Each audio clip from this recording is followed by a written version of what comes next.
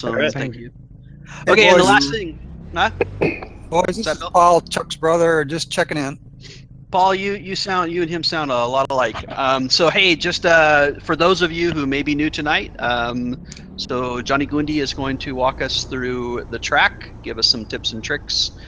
As always mentioned, he was the 2016 GT Academy winner in the real life racing world, and he also does lessons for us in our group if you're interested. So he's a really fast racer. FYI. Yeah. All right. So, especially for the new guys, just for the walkthroughs, same as all the other times. If you ever have a question, just mention it. You can interrupt me. It's better if you interrupt me when I'm at the actual corner. If you have a question pertaining to a certain corner. So yeah, don't be shy. Yep. Another thing I should have added: jump into his cockpit view. Make sure you're on live. So press forward until it says live. Otherwise, you're going to be a few seconds behind, and it won't make sense. All right. Hang on, I'm Okay. still have a bar scrolling up here, boys. No problem.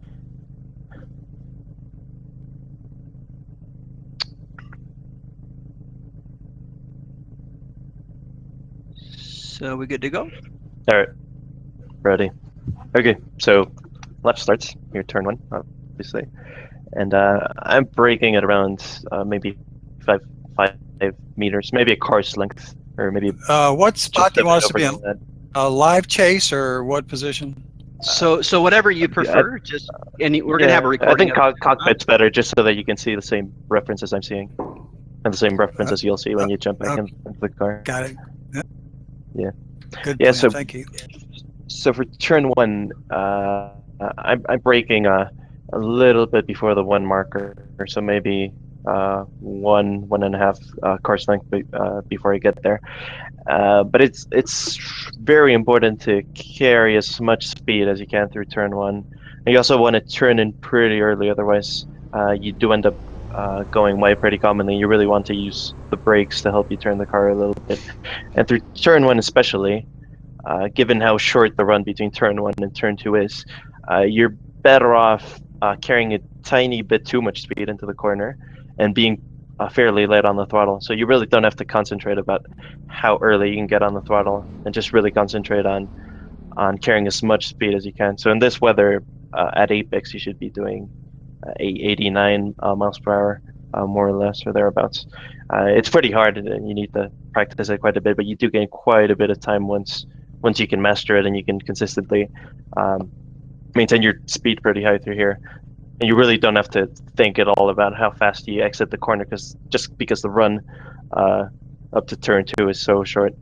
And the curb here at turn one, it's pretty similar to actually, I think, most of the curbs here at Barber, where you really don't want to use more than half of it. If you go a bit over half, the car starts to bottom out, and your car simply goes straight and stops turning, which isn't good.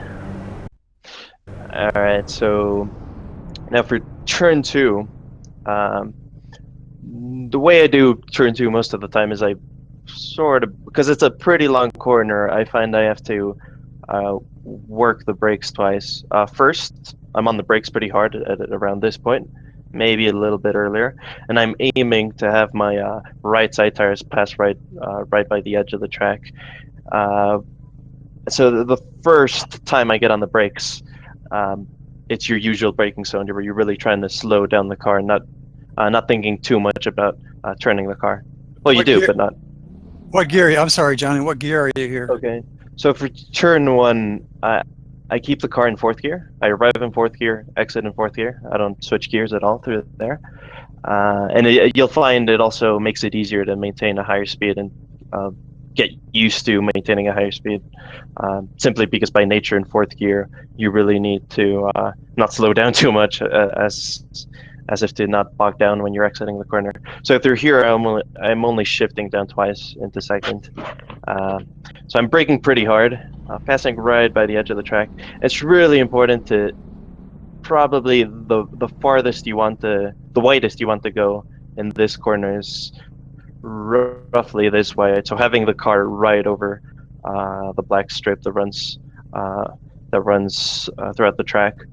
So you really don't want to go much wider than this, simply because you end up covering a way longer distance if you go any wider.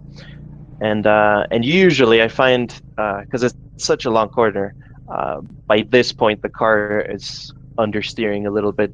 So I find it's really helpful to just brush the brakes a little bit, just to get the nose of the car pointed, just give your front end a bit more grip.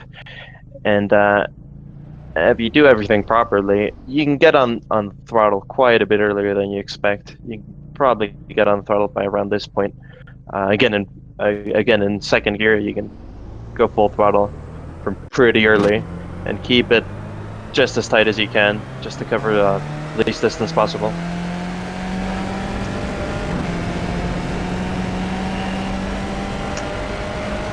Up over the hill, what gear are you in? I'm shifting into third just before I get to that apex curb right at the top of the hill. Okay, so coming off 2, you've downshifted from 4th somewhere through the apex of that turn? 2 second. No. It's all in the first braking I do. The initial braking I do, I just drop 2 gears before I reach that first apex. And then I carry second gear all the way to that second apex, and I only shift to third once just before I get to that apex curb right at the top of the hill. Okay, good. Thanks. So that helps. Yeah. 4. Yeah. So here, I think I'm arriving at, yeah, should be in 4th gear still, maybe 5th.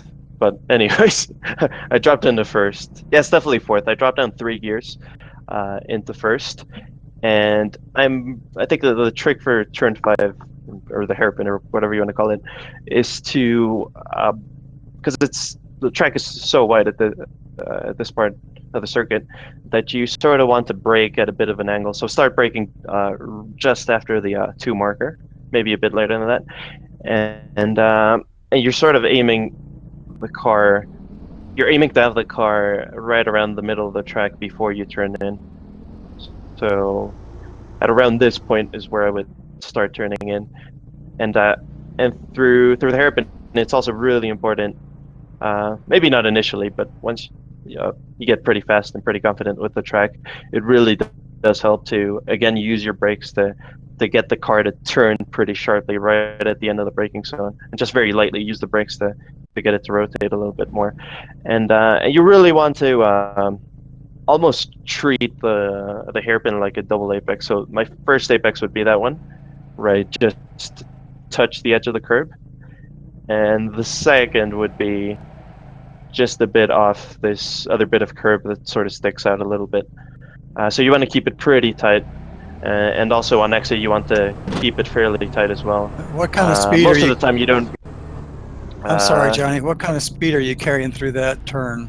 I think in this weather, my minimum speed was 53 miles per hour, if I'm not mistaken. I'm not completely sure though. I'd have to check. And you'll find most of the time you won't really have to use all of the space on track exit through here. So really, the tighter you can keep it, the better. The less distance you're covering. All right, now turn 7, 8, and 9. Yeah, they call it the waterfall, or what is it that they call it? Does anyone? I think this is a museum turn coming up here. No. Okay. I've heard it called the waterfall as well. Yeah. Yeah. We'll call it the waterfall. So I think the waterfall is probably the place where most people, where you can very easily lose quite a bit of time. And the main reason for that is that you're probably not carrying as much speed as you can between your 2 braking zones. So your first initial braking zone would start right before the 1 marker on the left side, and you're pretty much turning in as you're braking. So it's not very hard of a braking zone, but what you really want to concentrate on is to just force yourself to not use any throttle whatsoever between the first braking zone and the second braking zone. So you'll start braking around the 2 marker, turning in simultaneously, turning in pretty early. You really want to use all of the curb on the inside, just to make the track a bit wider. And around this point is where I would start to get on the brakes with the car in a straight line once again. This time again on the brakes quite harder. But it's very important to try to not use any throttle whatsoever between the first and the second braking zones, simply to sort of force yourself to lap after lap, maybe brake a little softer, or maybe brake a little harder, just to ensure that you can maintain the maximum speed you can carry between the first and the second braking zones. You really want to avoid getting on the throttle between the two braking zones, because if you have to do that, that basically just means that you overslowed the car for the first part of the waterfall.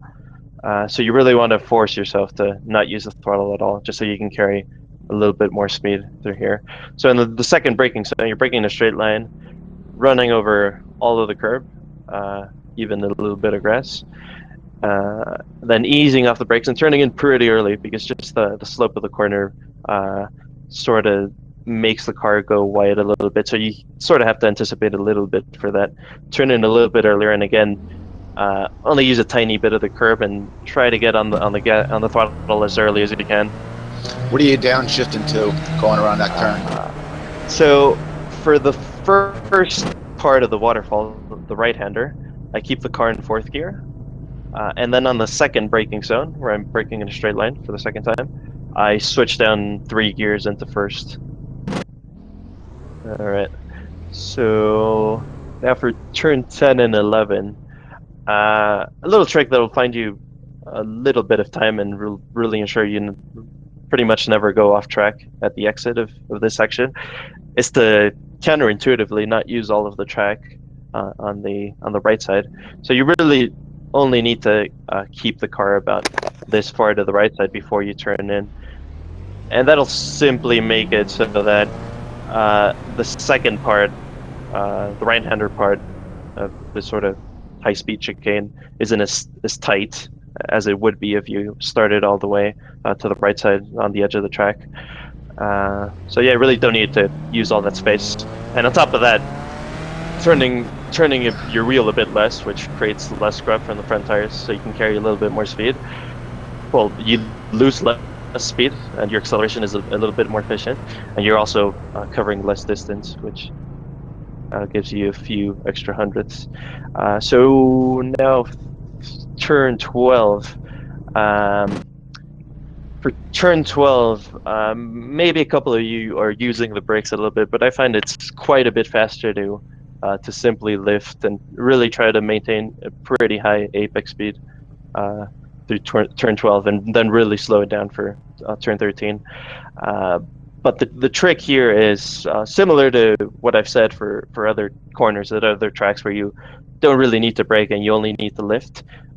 Really try to make your lift completely, first of all, and really try to make your lift as quick as possible, as quick and as aggressive as possible, simply to make the weight transfer in the car as aggressive as you can, and give you a little bit more grip and a little bit more turning on your front tires. And the trick to doing that, I find, is to just start to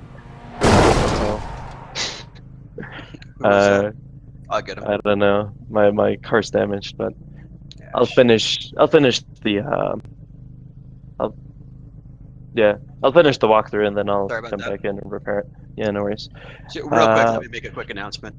Hey, John, Yep. We're in a Discord session getting a track walkthrough. If you could jump off the track, that'd be great. Thanks. Go ahead. Doing a track walk? All right, so really the trick is to turn in still full throttle just before the one on the right side, and lift off completely as you're turning in, and lift off very quickly, and that'll really help the rear of the car to sort of rotate a little bit more than if you lift it partially or very slowly. So again, use a little bit of the curb on the inside, and then through turn 13, you want to brake fairly early, and again, not use too much of the curb as to not bottom out. And you can get on the throttle pretty early, really trying to keep the wheel pretty straight to again make your acceleration as efficient as possible. Do you and now the other downshift really off that time? yes, I Through turn 12, the left-hander, I keep the car in fourth gear, and then coming into turn 13, I downshift into the third. So at this point, I'm in fourth gear because I shift up right before I get to turn 14. And so this section is where a lot of people also lose quite a bit of time because it's a pretty tricky section. And I find it, in many ways, it's sort of similar to Sunset Bend at Sebring, in that it's very important to maintain a very high speed throughout most of the corner. So what a lot of people do and lose time because of it is lift off and then get on the gas and lift off and do that several times throughout the corner. And you really want to only lift off once. You can get on the brakes several times, but you really want to concentrate on only lifting off the throttle once, just to make sure that you kept as much speed as you could going into the corner. So through here, I'm in fourth gear. I'm going full throttle. I go full throttle through this first curb. Still full throttle. And at about this point, this is when I start to lift off the throttle. And again, I'm lifting off completely and very quickly. And you really, once again, you don't want to use all of the track. You don't want the car to run too wide, just so you cover a little bit less distance. And as I'm lifting off the throttle, maybe a little bit later, I'll shift down, still off the brakes, then off the throttle, shift down into third, just to get the car to rotate a tiny bit. And then eventually, a little bit further up the corner, I'll start to just brush the brakes, and it's literally maybe 10 to 15% of brake force I'm using, just to slow down the car a tiny bit, but mostly to get some load on the front tires and help the car turn a little bit. All right, and at around this point is where I'll shift down into second. And again, I'm for quite the distance around this corner. You really want to work the brakes just to keep the car from understeering. So you really don't want to feel like you're just waiting for the car to slow down enough off the throttle for the car to actually turn. You really want to force it to turn just by brushing the brakes just a tiny bit. So again, use a little bit of the curb. And it's very important to not get on the gas exiting that last right-hander too early. You really want to delay it a little bit because the run from that corner to the last corner of the track is so short that it really makes a tiny difference. And it's much more important to delay the throttle a little bit and make sure you're all the way up to the right side edge of the track. And right around the point where the curbing starts on the right side, this is where I'll start to turn in, still full throttle in second gear. And just as I'm getting a little bit closer to the inside curb for that last corner, I'll lift off. Once again, I'm lifting off completely and very quickly. And right before I think I can get back on the throttle, I'll shift into third and get back on the throttle completely. And just make sure you only get on the throttle once and you're not debating whether you have to get off or on. And really get off and get off once and get on once. And that would be the lap. So if anyone has any questions, I'll answer them as I track back around with a fixed car.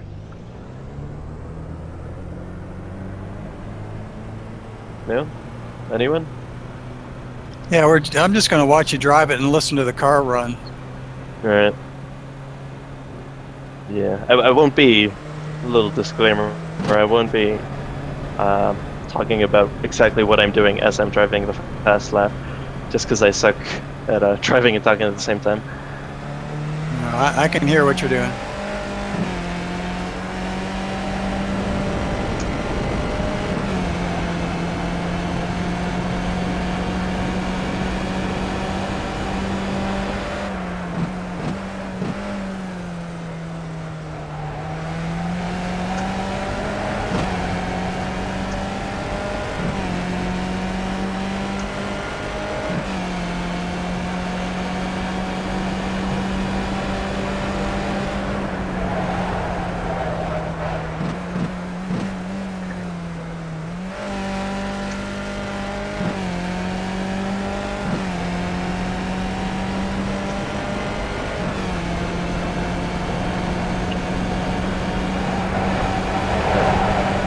The fast lap coming up won't be very fast just because the tires are pretty cold.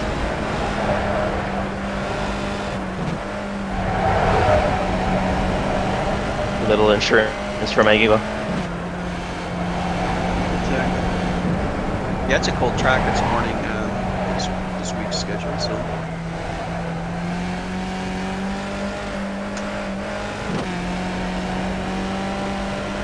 Almost looks like you were dirt tracking through there.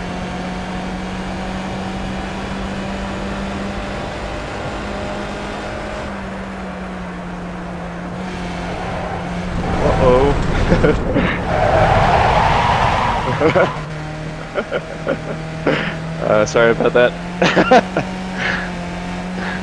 it's all the pressure. It's not going to be the fast I'll go lap. around once more, I guess. Got too eager to turn on.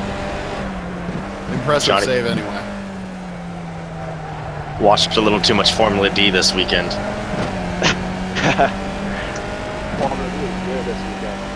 Well, you already have the fastest lap, so don't feel bad if this one isn't the fastest. It's, technically, you already have the fastest on the track.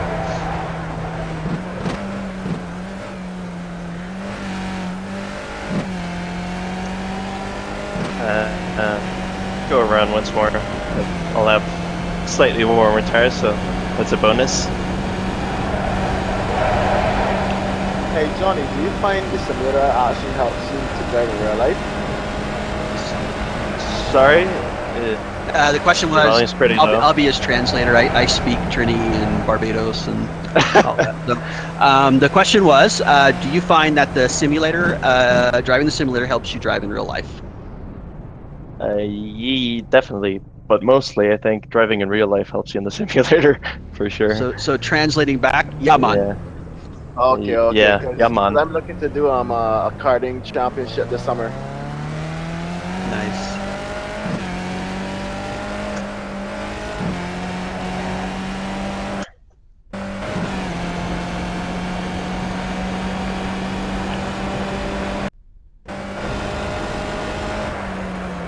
One of the interesting things is he's driving.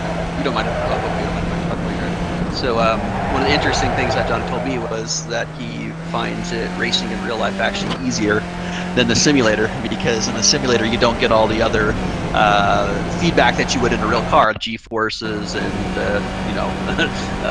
different things that you just don't get. So I thought that was kind of interesting.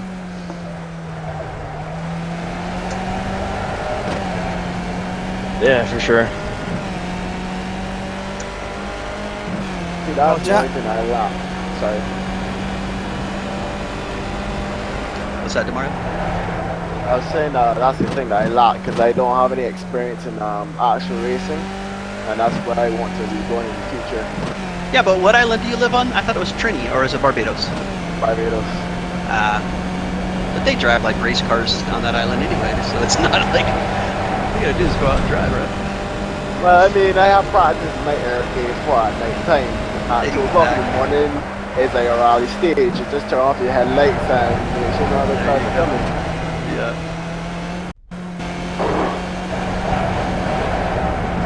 But right now I'm in Canada, so I want to start up here.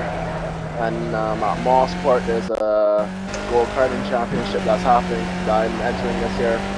Nice. You're braver than me getting in go-karts. Alright, there we go. Nice. Thank you. Alright, I'm showing off now. Yeah, that was showing off. All you dirt racers, take notes. Yeah, 135.9 is nice. Yeah.